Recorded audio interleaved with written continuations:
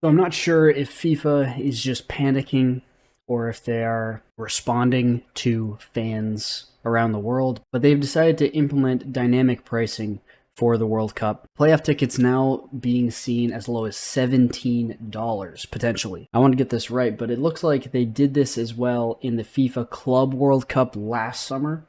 And basically, games like Chelsea versus Fluminense, prices went from almost $500 down to $13, which is insane. Crazy price cut. And obviously, the plus side of this is that some of these lower level matches with not as much interest, people from those countries will be able to go pretty affordably, probably around $17 to $20 for a match ticket. That's insane. But of course, there are downsides to this. The big thing people are talking about is the bots. Okay, bots coming into the websites, flooding the market with tickets, and then reselling them at crazy, crazy prices. For example, one day you're going to see a ticket at $50, and then the next day is going to jump up to like $500, $600 just because of maybe who is advancing, who is playing well, or just because the bots have controlled the market. Now, I don't know if this is a reaction to the fans kind of complaining about how expensive that the World Cup tickets have been,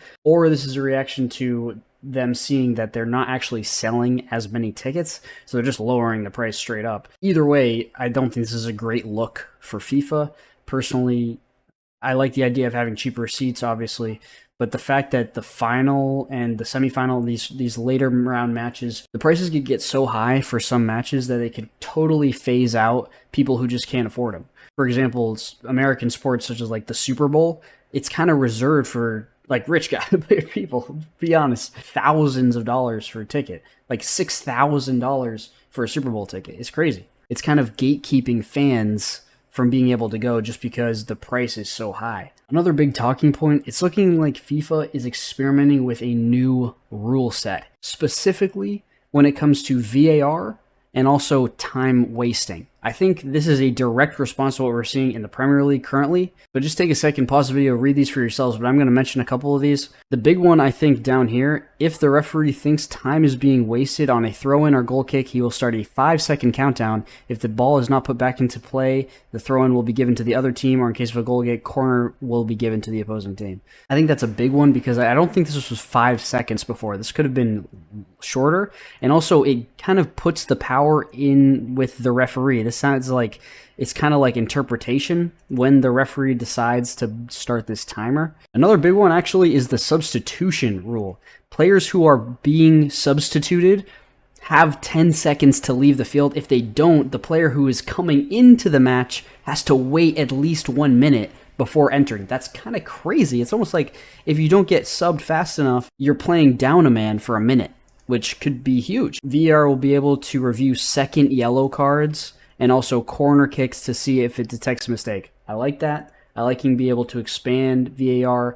Obviously, it still needs to be used correctly. And here, this is a really interesting one. This is not going to be used in the World Cup, it looks like, but Arsene Wenger has been campaigning for this new onside, offside rule, where basically the player has to be completely past the defender to be considered offside. So instances in the top picture where they're kind of running alongside each other and the ball is played through to them, that will be considered onside. And that's actually being used in the Canadian Premier League for its next season. Personally, I don't think that fixes the issue in terms of like close offsides, because then instead of the close offside coming here, it's just going to be whether or not they're fully past the defender or not. I don't think it changes that. I'm not exactly in favor of something like this. I think this definitely negatively impacts defenders for little to no reason. I will say it would definitely lead to more goals. The margin for error when it comes to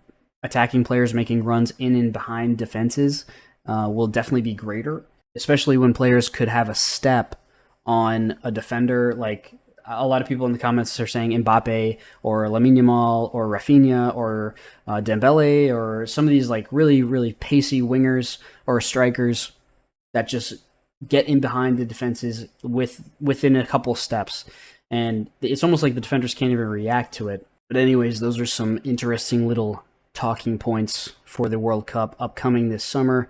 Let me know what you think about the rule changes. Prices for tickets, are you going to be able to go see a World Cup match, let me know, and we will be there.